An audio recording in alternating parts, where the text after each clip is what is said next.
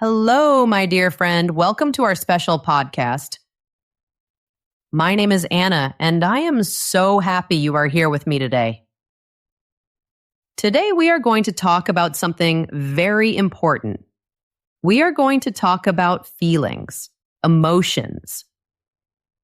Sometimes talking about our feelings in English can be hard.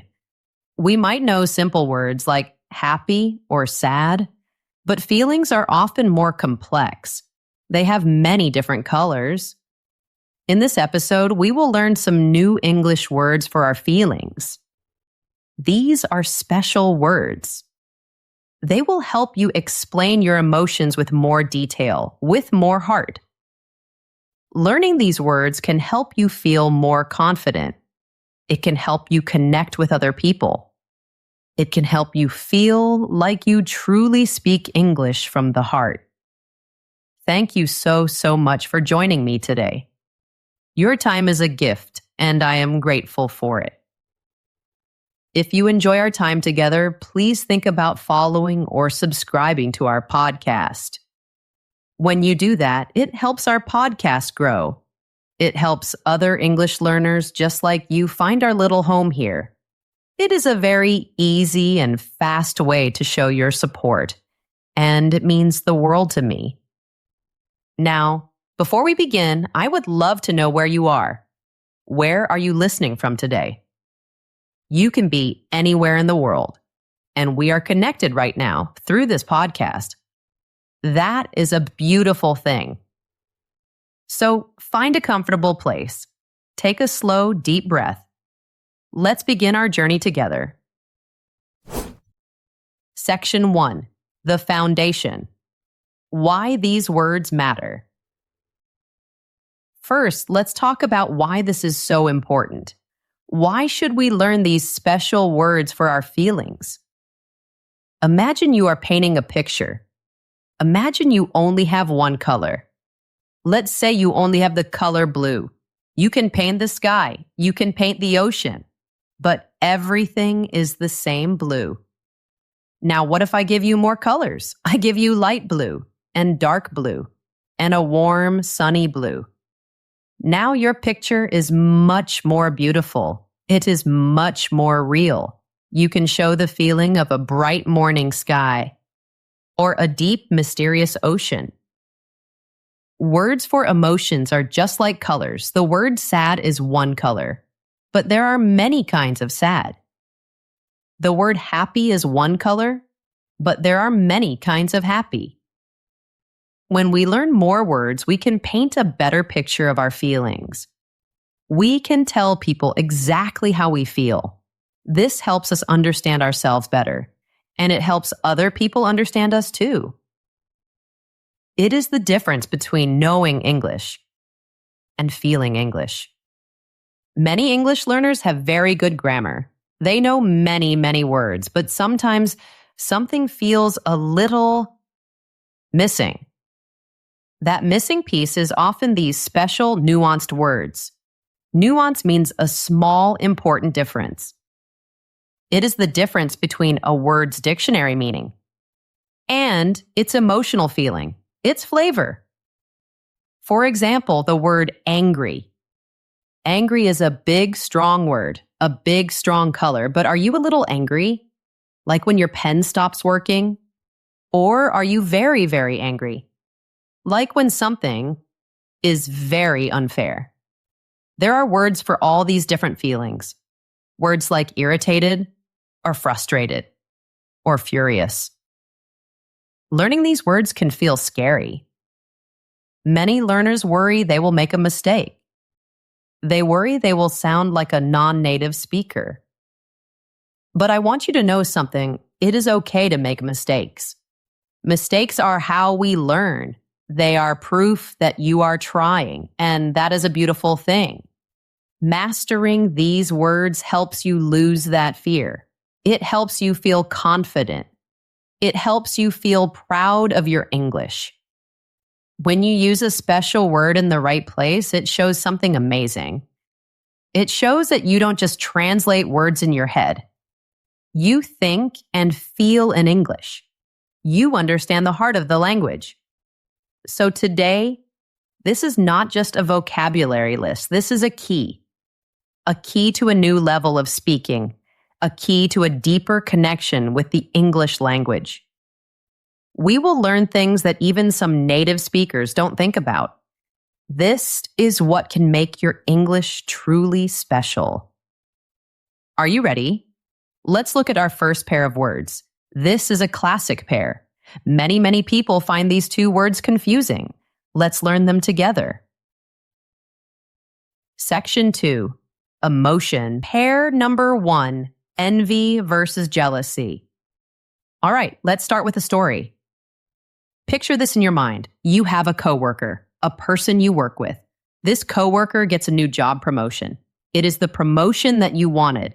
You worked very hard for it. You see your coworker's new, big office. You hear other people saying, "Congratulations," and you feel something in your stomach, a twisting feeling. What is that feeling? Is it envy or is it jealousy? This is a very common question. Most people use these words to mean the same thing, but they are different, and the difference is very important. In this situation, the feeling is almost always envy. Let me explain. The key difference is about how many people are in the story. Envy is a two-person feeling. It is just you and one other person. You feel envy when you want something that another person has. It's that simple. Let's imagine another story. I see my friend Ben. He has a beautiful new car. It is a shiny red sports car. I have always wanted a car like that. I look at his car. I think, wow, I wish that was my car. That feeling is pure envy. The story has two people, me and Ben. And it has one thing, the car. I want the thing that he has. So envy is about wanting. I want your car. I want your job. I want your beautiful house. There's a famous saying in English, green with envy. Green is the color of envy. Imagine someone's face turning green because they want something so much. Envy is about desire, a desire for what someone else possesses. Now, let's talk about jealousy. Jealousy is different. Jealousy is a three-person emotion. Jealousy is not about wanting something you don't have. It is the fear of losing something you already have to someone else. Let's make a new story. Imagine I have a wonderful partner. I am in a happy, loving relationship. This relationship is something I have. It is mine. Then a new person starts to spend time with my partner, maybe a new friend or a new coworker. I see my partner laughing with this new person. My partner talks about how funny and smart this new person is.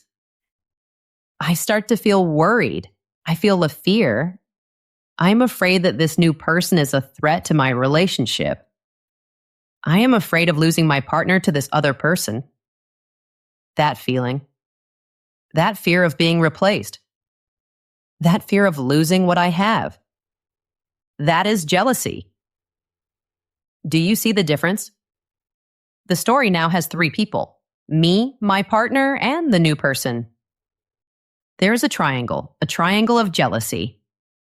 I have something valuable, my relationship. I see a threat to it, the new person. So the heart of envy is, I want what you have. And the heart of jealousy is, I am scared you will take what I have. Let's review that one more time because it is so important. Envy is about wanting. It is a two-person story. You and someone else. You want their thing. Jealousy is about keeping. It is a three-person story. You, your loved one, and a third person.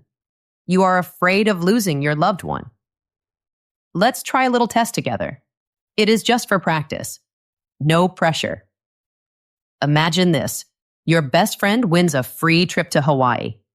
An amazing, beautiful vacation. You feel a little sad. You wish you were going too. Is that feeling envy or jealousy? Think about it. How many people are in the story? It's you and your friend, 2 people. You want what your friend has, the trip. So the feeling is envy. Yes, that's right. You feel envy. Okay, let's try another one. Imagine you have a boss at work. Your boss always gives you the best projects. You are the boss's favorite. Then a new person joins the company. Your boss starts giving all the best projects to the new person. You worry that you are not the favorite anymore. You are afraid of losing your special position. Is that envy or jealousy? Think about the story. There is you, there is your boss, and there is the new person. That's 3 people, a triangle. You are afraid of losing something you have, your status. So the feeling is jealousy. This is a classic example of professional jealousy. You are jealous of the new person because they are a threat. Now, I want to say something important. In casual, everyday English, you will hear people mix these words. You will hear a native speaker say, "Oh, I'm so jealous of your new shoes." Technically, they mean they are envious of the new shoes. But language changes over time. And this is a common casual mistake. You will be understood if you mix them up. But if you want to show a true deep understanding of English, using the correct word is a powerful sign. It shows that you have mastered a very subtle and important difference. So to remember, envy is about wanting 2 people. Jealousy is about keeping 3 people. If you can remember that simple rule, you are already ahead of so many people. You are doing wonderful work. Now let's get ready for our next pair of words. This pair is about how we feel about the future. Section 3. Anxious versus eager. Okay, my friend, let's go back to another story from our introduction. Imagine you have a very big presentation tomorrow. It is for your job or for school. This presentation is a huge opportunity. It could change your career. It is the night before. You're thinking about the presentation. How are you feeling? Are you anxious or are you eager? These 2 words are also often confused. Both words describe a feeling about a future event, but they come from opposite places in our hearts. One is negative and one is positive. The main difference is this. Anxious is a feeling of worry. Eager is a feeling of excitement. Let's talk about anxious first. The word anxious is related to the word anxiety. Anxiety is a feeling of fear or nervousness about something in the future. The outcome is not certain. You don't know what will happen. So when you say you feel anxious, you are focused on what could go wrong. For the big presentation, maybe you are anxious about forgetting your words. Maybe you are anxious that the computer will not work. Your mind is thinking about the negative possibilities. Anxious feels like worry. A good test is to ask, can I say worried instead? For example, I am anxious about my final exam. You can also say, I am worried about my final exam. It works perfectly. You are worried about failing. Another example, she was anxious about her doctor's appointment. There is a feeling of concern or fear. Now let's talk about eager.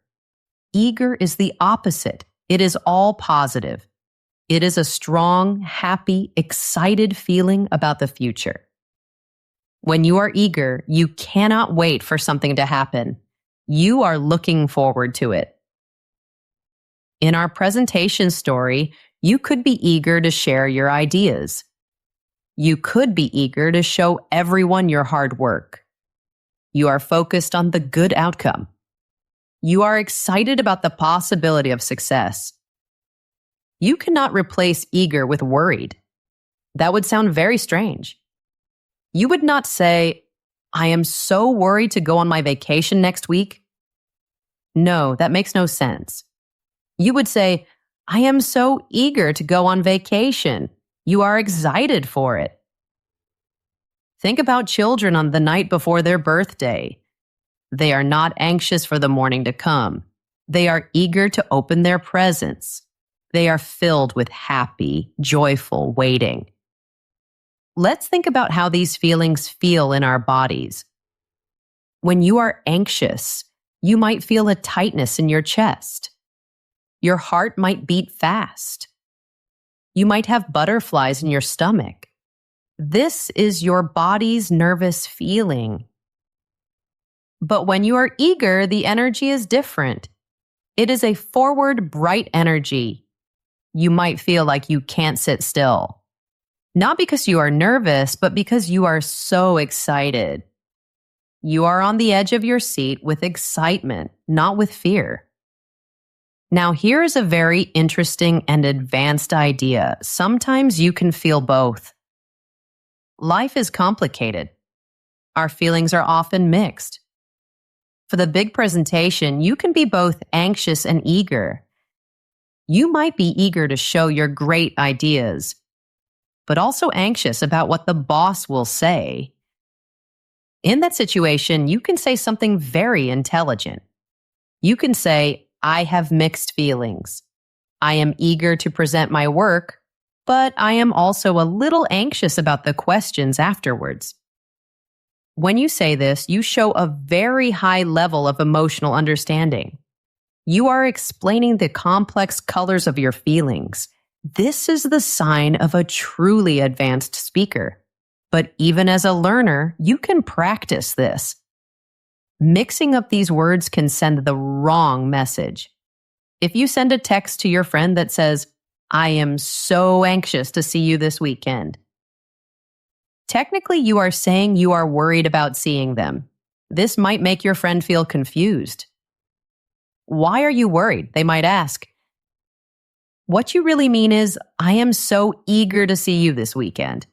This message is warm, happy, and exciting. Okay, are you ready for another little practice test? Let's try. Scenario 1, you have an appointment to go to the dentist. You need a root canal, a difficult procedure. Are you anxious or eager? For most people, that feeling is anxious. Definitely anxious. You are worried about the pain. Okay, scenario 2. You are a huge fan of a music band. You have tickets to their concert. You are in the front row. The show starts in 5 minutes. Are you anxious or eager? You are absolutely eager. You are filled with positive, buzzing, happy energy. Great. Last one. This one is a little tricky. You are going to meet your partner's parents for the first time. How do you feel? Anxious or eager? This is a good one. For most people, this feeling is probably more anxious. You are worried about making a good first impression. The situation feels important and you don't know what will happen. You are not exactly excited to be judged. So anxious is the better word here.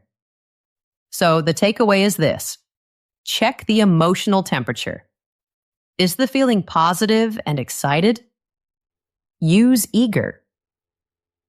Is the feeling negative and worried? Use anxious. And if you feel both, don't be afraid to say that. That shows your amazing English skills. You are learning so much. Let's keep going. We are about to learn our next pair of emotional words. You are doing such a wonderful job. These ideas are not easy, but you are following along so well. If you are having some aha moments, those moments when you suddenly understand something, then please take a moment to hit the like button or give our podcast a 5-star rating if you can. It is a small click for you, but it is a huge help for us. It tells us that we are making good content for you. And now for a little challenge, just for fun. Think of a time in your life when you felt both anxious and eager. Maybe it was starting a new school or moving to a new country. Try to describe it in the comments section if you can. You can write, I was eager to start my new job, but I was also anxious about meeting my new team. I would be so eager to read your stories. It would be wonderful to hear from you. Okay, let's get back to our lesson. Our next pair of words is about how we connect with other people. It's about understanding their hearts. Section 5. Sympathy versus empathy. Let's begin with another story. Imagine your friend calls you on the phone. Your friend is crying. Their heart is broken. Their dog, who they loved for 15 years, just passed away. You listen to them. You hear the pain in their voice. What do you feel in your heart for them? Is it sympathy or is it empathy? This is a very deep and important difference. Understanding this difference can help you build real, true friendships. Let's start with the simpler word, sympathy. Sympathy is feeling for someone. It is when you see that someone is suffering and you feel sorry for them. With sympathy, you are standing on the outside. You are looking at their pain from a distance. You might say things like, "That is so terrible. I am so sorry for your loss." Or, "I feel so bad for you." This is a kind thing to do. It is a good and normal social response. But there is a little bit of a wall between you and the other person. You are not sharing their pain, you are just seeing it. Think about sympathy cards. When someone dies, we send a card to the family. The card expresses sorrow for their situation. Now let's talk about empathy. Empathy is a giant leap. It is much deeper. Empathy is not feeling for someone. It is feeling with them. Empathy is the ability to imagine yourself in their situation, to feel a little piece of their emotion as if it is your own. You are closing the distance between you. You are not just seeing their pain. You are sharing it. Let's go back to our story about the friend whose dog died. If you feel sympathy, you think, my poor friend is so sad. But if you feel empathy, you connect to your own life. You remember a time you lost a pet or a person you loved. You remember how deep that pain was.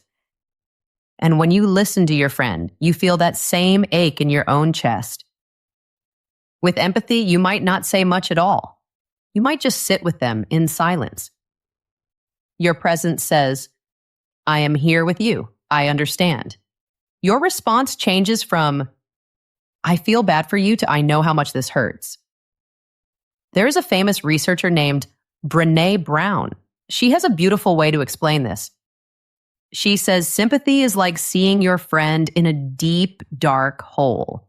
You stand at the top of the hole and you shout down, "Hey, it looks bad down there. Hope you're okay." But empathy is climbing down into the hole with them, and you sit next to them in the dark, and you say, I am here with you. You are not alone. Sympathy can sometimes make people feel more alone. Empathy builds connection. It makes people feel seen and understood. Now we can actually learn a third word here, a bonus word. The word is compassion. If sympathy is feeling for someone, and empathy is feeling with someone, then compassion is empathy with action. Compassion is the feeling that makes you want to do something to help. You feel their pain and you want to make it better. The word compassion literally means to suffer with. Let's put all three words into a story. Imagine a coworker is very, very busy. They have too much work. They look stressed and overwhelmed. Sympathy is walking by their desk and saying, "Wow, you have a lot of work. I'm sorry about that." You are observing their problem. Empathy is stopping and saying, "I can see how stressed you are. I have felt that way before. It feels like you are drowning in work." You are connecting with their feeling. Compassion is saying, "You look like you're drowning. Let me help you with that report. I can do it for you." You are taking action to help. Observing, connecting, acting, sympathy, empathy. Compassion. This is a beautiful and powerful thing to understand. Now, an important note for you as a learner. Sometimes sympathy is the right choice. If you don't know someone very well, maybe an acquaintance at work tells you about a sad event in their family, a simple "I'm so sorry to hear" that is the correct and respectful response. If you try to show deep empathy to someone you don't know well, it might feel strange or too personal for them. The response should match the relationship. For your closest friends and family, empathy is the glue that makes your relationship strong. For people you know less well, sympathy is the kind and polite choice. Okay, are you ready for a little practice? Scenario 1. Your neighbor's roof is damaged in a big storm. You feel bad for them. So you cook a hot meal and bring it to their family. Is that sympathy, empathy, or compassion? Let's think. You feel bad for them. That is sympathy. But then you did something to help. You took action. That action moves you into compassion. Yes, the answer is compassion. The action is the key. Okay, one more. You are watching a very sad movie. A character in the movie experiences a terrible loss. You start to cry. You can feel their pain in your own heart. Is that sympathy or empathy? You are feeling with the character. You are sharing their emotion, even though the character is not real. That is pure empathy. It shows how stories can help us practice empathy. So, to remember, sympathy is on the surface. Empathy goes deep. Compassion turns that feeling into action. Knowing this doesn't just make you a better English speaker. It makes you a more connected human being. You are doing great. We have just 2 more pairs to go. Section 6. Annoyed versus frustrated. All right, let's move to a pair of negative feelings. These are feelings we all have sometimes. The words are annoyed and frustrated. Many people use them to mean the same thing, but they are different. Let's imagine a famous, difficult situation. Have you ever tried to build furniture from a box? Like from the store IKEA? You open the box. There are hundreds of tiny screws and small wooden pieces. The instructions are just pictures with no words. This is a perfect situation to understand these 2 feelings. Let's start with annoyed. Annoyance is a small, surface-level feeling. It's an irritation. It is usually caused by something that is bothering you, often again and again. Think of a fly buzzing around your head. It bothers you. It's annoying. Or think of someone in a quiet room, clicking their pen over and over. Click, click, click. That sound is annoying. The feeling is, ugh, please stop that. It's a bother, but it is not a big crisis. So in our furniture story, I open the box. I see 150 tiny screws. In that moment, I feel annoyed. I think, oh no, this is so annoying. So many pieces. It is a small, low-level negative feeling.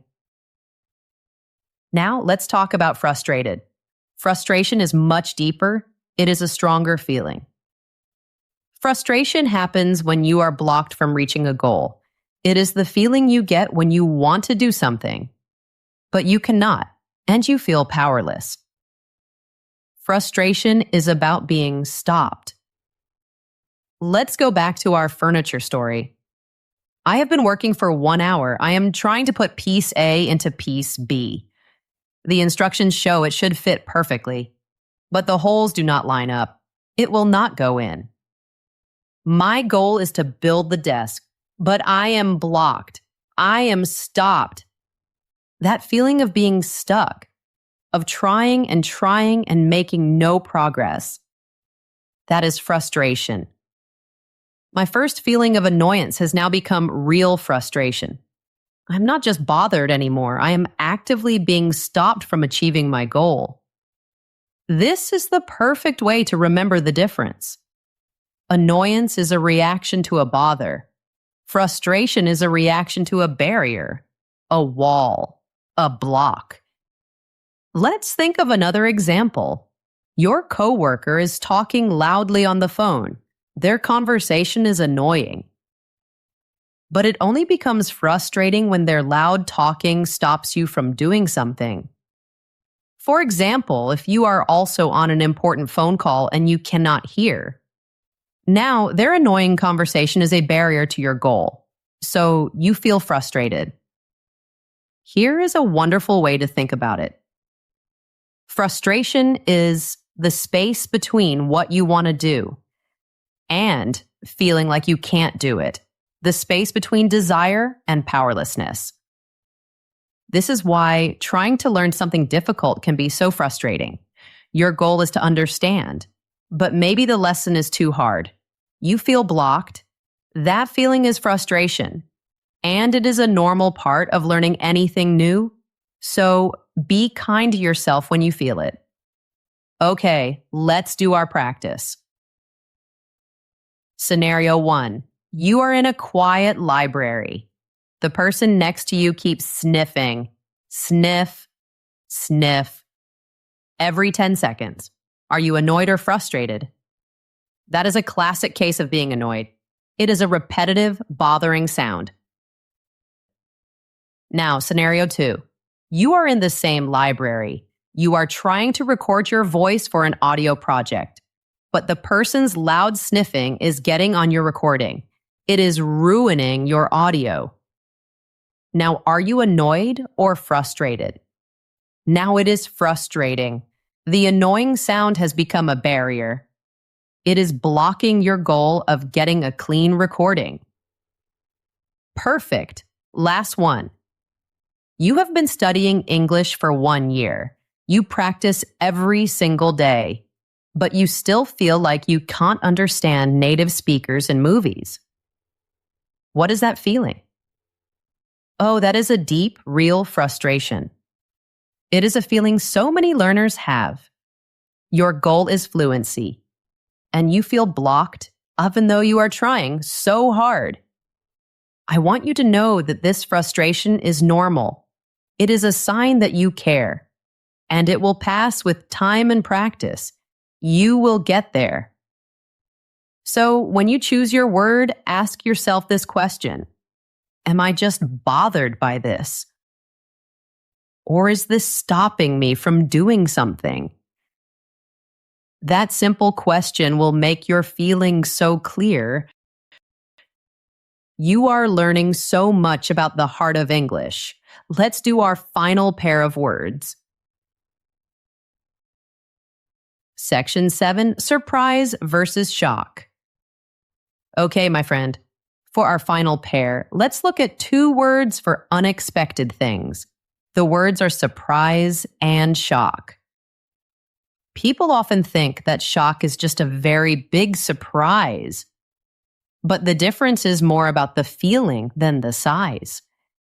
It is about the emotional color of the word. Both words happen when an event is unexpected. You did not think it would happen. But the key difference is the emotional feeling and the impact on your mind.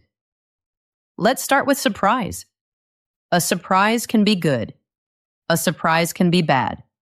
Or a surprise can be neutral. It is just the feeling you get when something happens that you did not see coming. A surprise birthday party is a good surprise. You feel happy and loved. Finding a big spider in your bathroom is a bad surprise. You feel scared. Realizing you forgot your wallet at home is a neutral surprise. It's not good or bad, just unexpected and a little annoying. The main part of surprise is just the unexpectedness. It's a quick feeling. Now, let's talk about shock. Shock is much heavier. It carries so much more weight. And shock is almost always negative. Shock is not just unexpected. It is a sudden, difficult disturbance to your mind and your feelings. An event that is hard to believe or process. It can be traumatic. You are not shocked by a birthday party. You are surprised by a birthday party. You are shocked by terrible news. The impact is very different. You recover from a surprise in a few seconds or minutes. You might never fully recover from a deep shock. For example, hearing that a coworker you don't know well got a new job is a small surprise. Oh, really? But hearing about the sudden, unexpected death of a close friend, that is a shock. That news is so big and so jarring, it can leave you feeling numb, or dizzy, or unable to speak or think clearly. Think about the physical feeling. A surprise might make you jump a little. A shock can feel like a physical blow, can feel like a jolt to your whole body. We have a phrase, stunned into silence. This means the news is so shocking that you cannot physically speak. So, the context is everything. Let's do a quick practice to feel the difference. Scenario 1. You are walking down the street. You see a good friend who you have not seen for 10 years. Surprise or shock? That is a wonderful surprise. It is unexpected, happy, and positive. Good. Scenario 2. You turn on the television. The news says that a massive, dangerous storm is going to hit your city in a few hours. Surprise or shock? That is absolutely shock. The news is terrifying. It is hard to process. It is negative and large scale. Okay, final one. This is a tricky one. You took a very important exam. You were sure that you failed it, but you get the results. And you got the highest score in the whole class. Surprise or shock? This is a good question. The news is very, very positive, so your first thought is surprise. You could say, I was so surprised. Or you could use a stronger word like astonished or amazed. However, sometimes we use the word shock for positive news if it is so unbelievable it feels unreal. You could say, I was in a state of happy shock. Or I was shocked in a good way. But this is a special case. Usually 99% of the time, the word shock has a negative feeling. Its default setting is bad news. So the takeaway is the unexpected event a quick moment? That is a surprise. Or is it a deeply disturbing event that feels like a punch to your stomach? That is a shock. Choosing the right word here tells the listener the entire emotional weight of the story. You have learned so much. Now it's time to put it all together. Section 8, the Gentle Practice Quiz.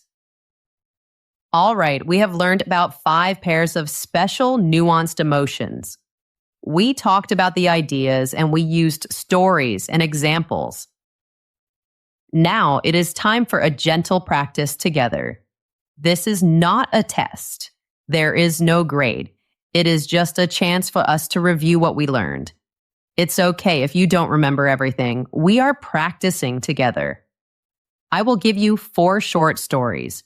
Your job is to listen carefully and pick the more precise word, the word that fits the feeling best. Are you ready? Let's do it. Story number 1. You are in a very long, slow line at the supermarket. You have been waiting for 30 minutes. The person at the front of the line is now arguing with the cashier. They are arguing about a 10-cent coupon.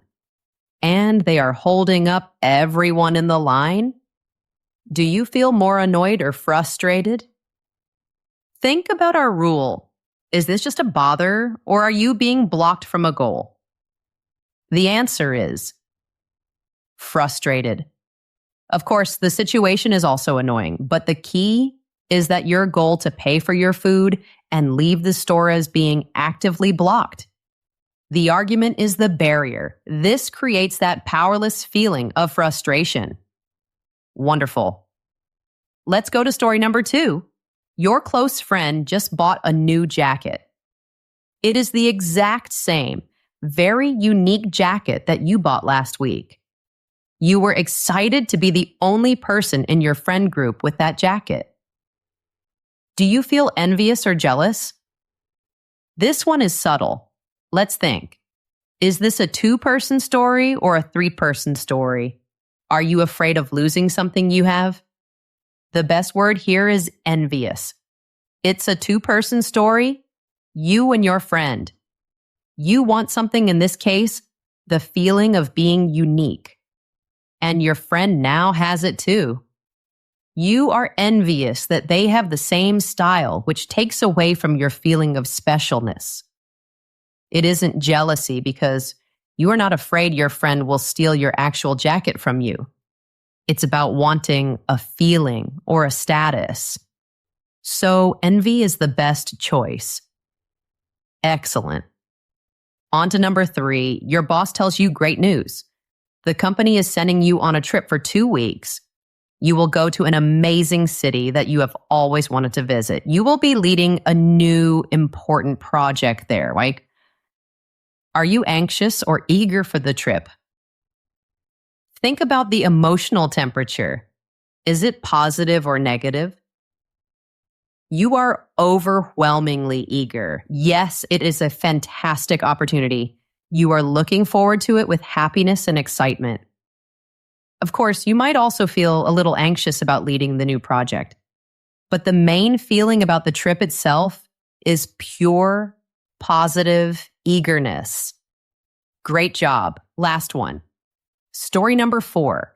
You are watching a documentary film. It is about families who lost their homes in a flood. You feel a deep ache in your heart for them. You can almost feel their pain. And you immediately go online and donate money to a charity that is helping them.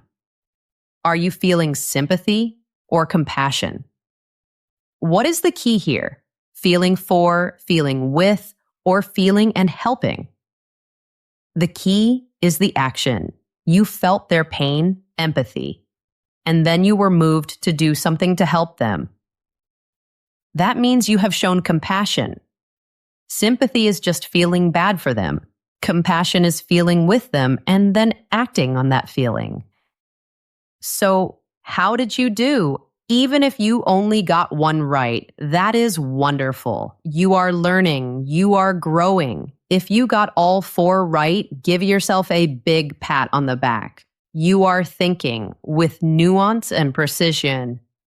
You are well on your way to speaking English with great confidence and skill.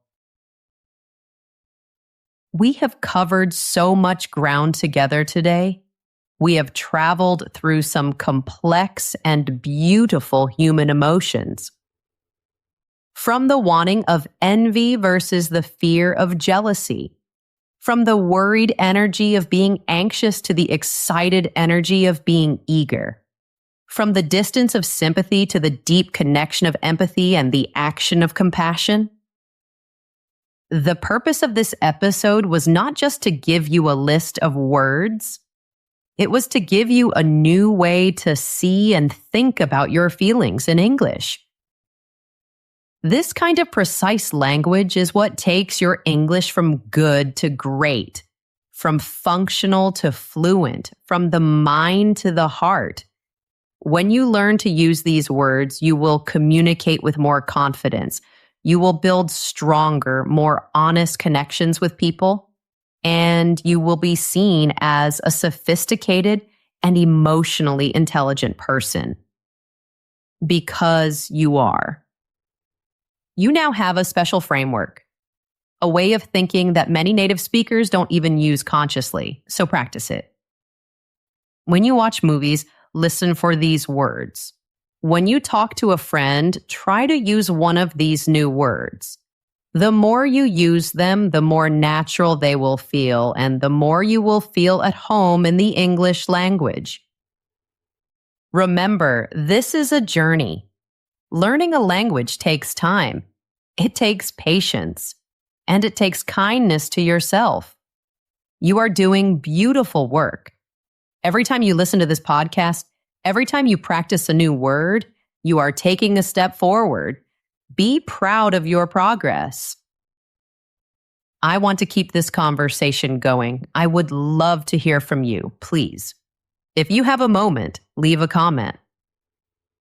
Tell me, which pair of words was the biggest aha moment for you today?